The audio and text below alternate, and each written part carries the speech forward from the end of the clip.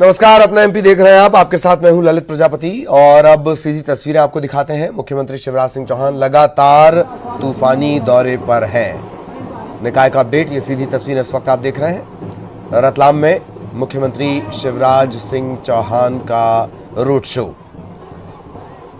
महापौर प्रत्याशी के समर्थन में ये रोड शो किया जा रहा है। रतलाम के बाद उनके देवास जाने का भी कार्यक्रम है। देवास में भी निकाय चुनाव के लिए वे प्रचार करेंगे। वार्ड क्रमांक 35 द्वारा जोरदार स्वागत, वंदन, अभिनंदन। हमारे लाडले मुख्यमंत्री श्री शिवराज सिंह जी चौहान साहब का जोरदार स्वागत, वंदन, अभिनंदन। हमारे प्रदेश के वर्कन, हमारे प्रदेश के मामा, हमारे प्रदेश की दशा और दिशा बनाने वाले ऐसे हमारे लाडले मुख्यमंत्री श्री शिवराज सिंह जी चौहान साहब का जोरदार स्वागत।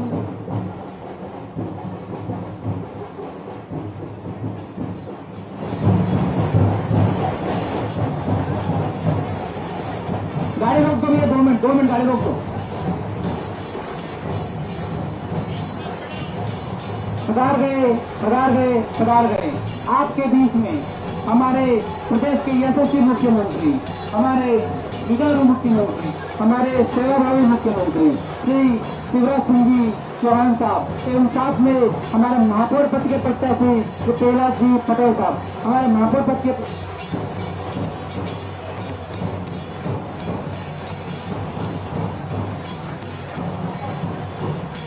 आरती सोनू चौहान मित्र मंडल द्वारा हमारे यशस्वी मुख्यमंत्री श्री शिवराज सिंह जी चौहान साहब का जोरदार स्वागत, वंदन, अभिनंदन किया जा रहा है। पधार गए आपके बीच में हमारे प्रदेश के लाडले मुख्यमंत्री श्री शिवराज सिंह जी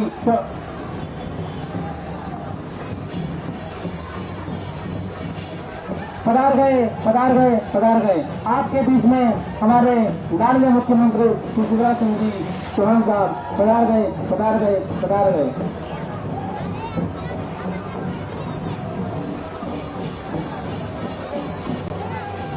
राजेश टेडल द्वारा जोरदार स्वागत, वंदन, अभिनंदन। पधार गए हमारे लाडले मुख्यमंत्री श्री शिवराज सिंह जी चौहान साहब,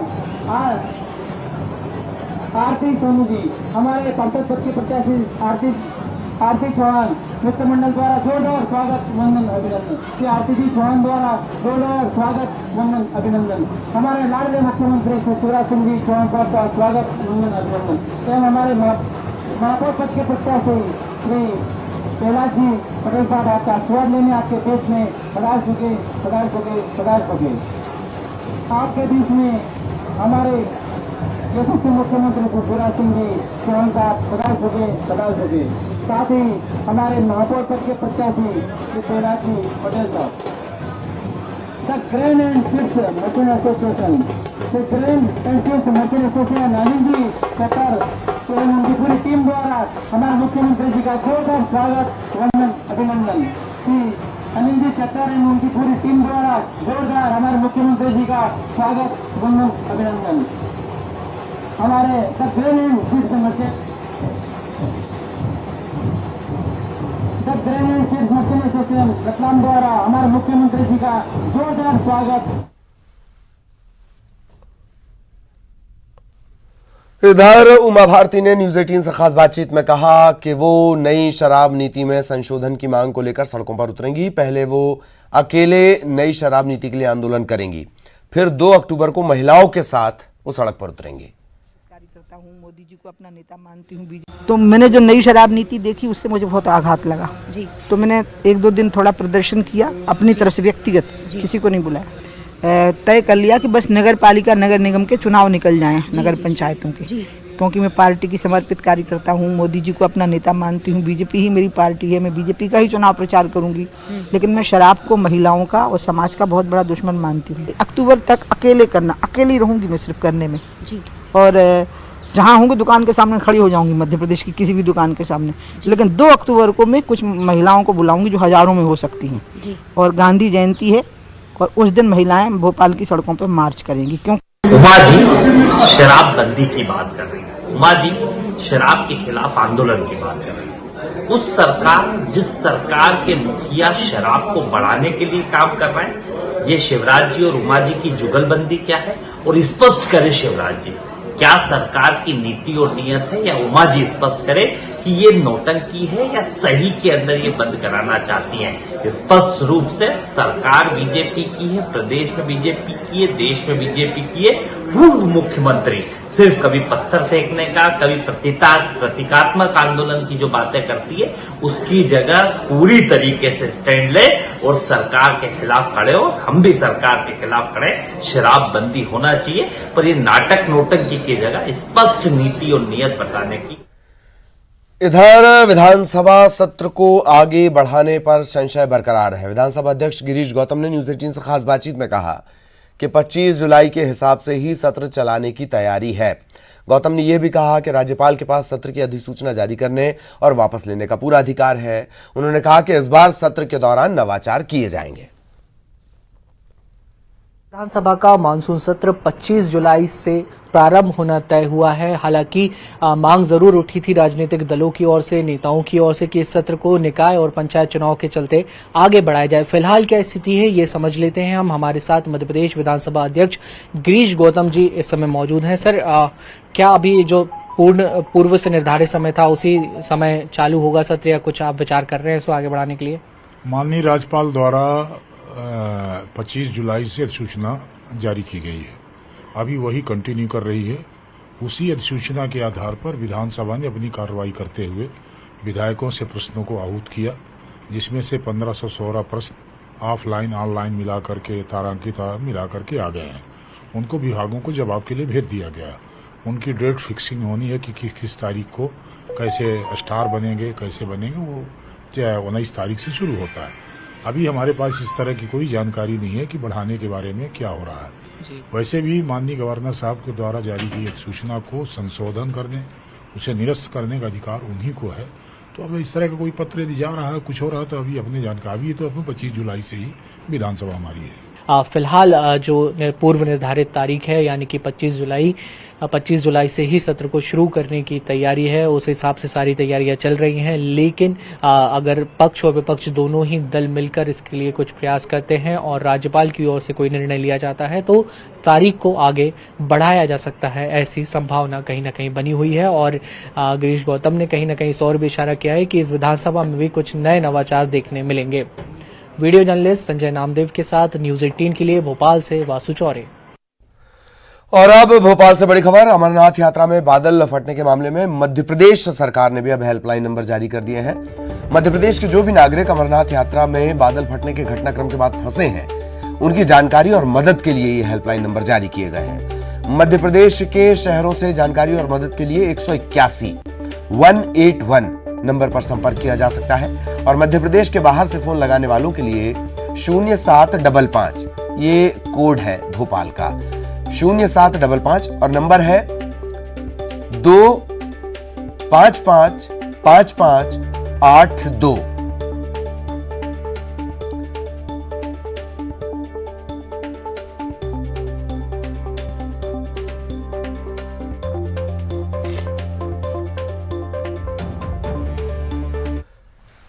और अब जबलपुर से बड़ी खबर, ईओडब्ल्यू करेगी आरटीओ अफसर की जांच। आरटीओ अफसर और उनकी पत्नी की जांच होगी। आय से अधिक संपत्ति का एक पूरा मामला है, इसकी ही जांच करेगी ईओडब्ल्यू की विशेष कोर्ट ने निर्देश दिए हैं। 11 अगस्त तक जांच रिपोर्ट पेश करनी होगी।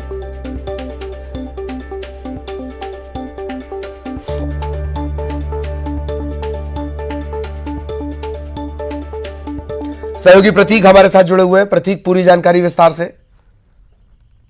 आय से अधिक संपत्ति को लेकर एक परिवार दरअसल बीते दिनों विशेष न्यायालय में पेश किया गया था और उस पर संज्ञान की कार्रवाई शुरू हुई थी। उसके बाद जो अनावेदक हैं यानी जो आरटीओ हैं, प्रभारी आरटीओ हैं, उनका तर्क भी विशेष न्यायालय ने सुना। उन तमाम तर्कों को सुनने के बाद, साक्ष्यों की निगरानी के बाद विशेष न्यायाधीश ने ईओडब्ल्यू एसपी को निर्देश दिए हैं कि वाकई गंभीर मामला है और उसमें आय से अधिक संपत्ति की जांच होनी चाहिए। उसी के बाद अब कहीं ना कहीं जो मुश्किलें हैं वो प्रभारी आरटीओ संतोष पाल और उनकी जो लिपिकीय पत्नी है, जो एलडीसी पद पर कार्यरत हैं, उनकी बढ़ सकती हैं। बहरहाल अगस्त महीने 11 अगस्त की तारीख जो है वो विशेष न्यायाधीश ने दी है कि तब तक ईओडब्ल्यू एसपी को अपनी जांच विस्तृत रूप से रिपोर्ट जो है वो पेश करनी होगी। तो इस रिपोर्ट में क्या कुछ तथ्य सामने आते हैं, क्योंकि अनुपातहीन संपत्ति अर्जित करने का आरोप है परिवार में, करोड़ों की संपत्ति अर्जित की गई। अब क्या तथ्य वाकई में सत्य हैं या नहीं है, इस बात की रिपोर्ट SPOW 11 अगस्त तक पेश करेंगे।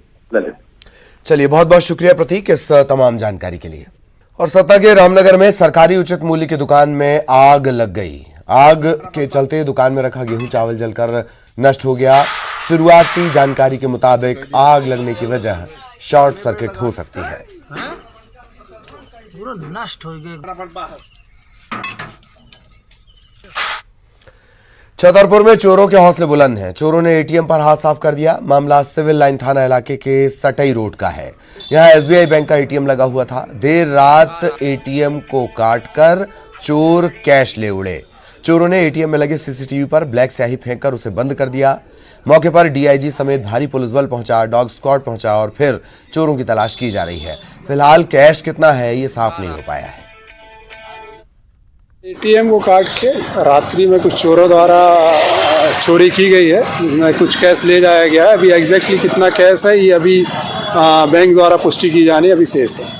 और अब जबलपुर से बड़ी खबर, अब घर बैठे आएगी डॉक्टर साहब की degree. Madhya Pradesh medical university ने यह नया नवाचार लागू किया है। मेडिकल समेत नर्सिंग कोर्स पूरा करने वाले विद्यार्थियों को घर बैठे डिग्री मिल जाया करेगी। विश्वविद्यालय आकर भटकने और शुल्क देने के झंझट जो था वो खत्म हो गया है।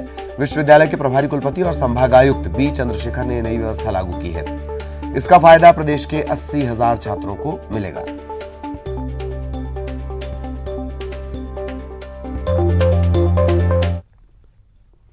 और अब डिंडौरी से बड़ी खबर, संदिग्ध परिस्थितियों में 2 शव मिले हैं। बांध के पास 2 शव मिले हैं। आकाशीय बिजली से मौत की आशंका है। शुरुआती तौर पर ऐसा लगता है कि आकाशीय बिजली की चपेट में आने से इनकी मौत हुई होगी। हालांकि पुलिस इस मामले की पड़ताल कर रही है।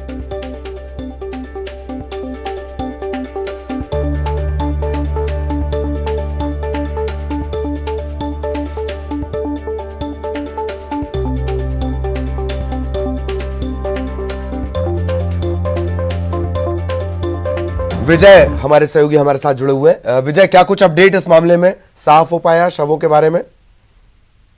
जी ललित, मैं आपको बता दूं ये पूरा जो वाकया है डिंडौरी जिले के जो गाड़ासी थाना क्षेत्र का मामला है और यहाँ पर सुरसा टोला बांध के पास 2 व्यक्तियों के शव बरामद हुए हैं। जो प्रारंभिक जांच के मुताबिक जो पुलिस थाना प्रभारी का जो बयान सामने आया है उसमें उनका कहना है कि जो आकाशीय बिजली की चपेट में आने से दोनों की मौत हुई है। फिलहाल जो है शवों को PM कराया जा रहा है और PM रिपोर्ट के बाद ही जो मौत के स्पष्ट कारणों का खुलासा पुलिस कर सकेगी। ललित, चलिए, बहुत बहुत धन्यवाद आपका विजय इस तमाम जानकारी के लिए। इधर नरसिंहपुर में बारिश के दौरान पेड़ के नीचे आसरा लेना जानलेवा साबित हुआ।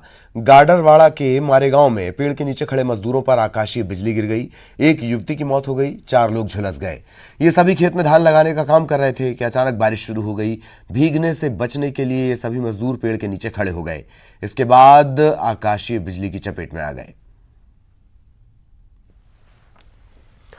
और मध्य प्रदेश में बारिश का येलो अलर्ट जारी किया गया। 13 से ज्यादा जिलों के लिए ये येलो अलर्ट जारी किया गया है।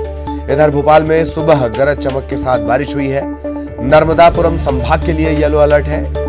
छिंदवाड़ा, सिवनी, बालाघाट, मंडला, बुरहानपुर, खंडवा, बड़वानी, झाबुआ, रतलाम, देवास, मंदसौर, इन तमाम जिलों के लिए येलो अलर्ट जारी किया गया है।